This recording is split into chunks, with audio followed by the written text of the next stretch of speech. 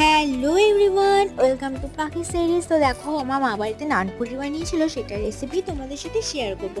ফার্স্টে কিন্তু একটা বাটিতে টক দই, তাতে ইস্ট, চিনি আর লবণ দিয়ে খুব ভালো করে ফেটিয়ে নিতে হবে। আর তারপরেই কিন্তু এতে ময়দা দিয়ে তার মধ্যে উষ্ণ গরম জল দিয়ে খুব নরম করে মেখে নিতে হবে। মেখে নিয়ে কিন্তু এর ওপর থেকে সামান্য সাদা তেল দিয়ে এটা ঢেকে রাখতে হবে। এটা প্রায় 1 থেকে 2 ঘন্টা কিন্তু ঢেকে রাখলে দারুণ হয়। দেখো কতটা পরিমাণে ফুলে গেছে। তো এটা হয়ে যাওয়ার পরে কিন্তু আবার ভালো করে মেখে নিয়েছিল। তারপরে কিন্তু ঠিক যেমন করে লুচি ভাজে ঠিক তেমন করেই কিন্তু সেম প্রসেসে লেচি কেটে লুচির মতো করে বেলে ভেজে নিতে হবে। আর এটা কিন্তু দারুণ টেস্টি হয়েছিল। তোমরা কিন্তু বাড়িতে অবশ্যই ট্রাই করো। আমার কিন্তু হেব্বি লেগেছিলো, পুরো অনুষ্ঠান বাড়ির মতো এটা খেতে হয়েছিল।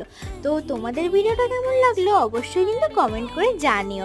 তো চলো বাই, আজকের ভিডিওটা এই পর্যন্তই।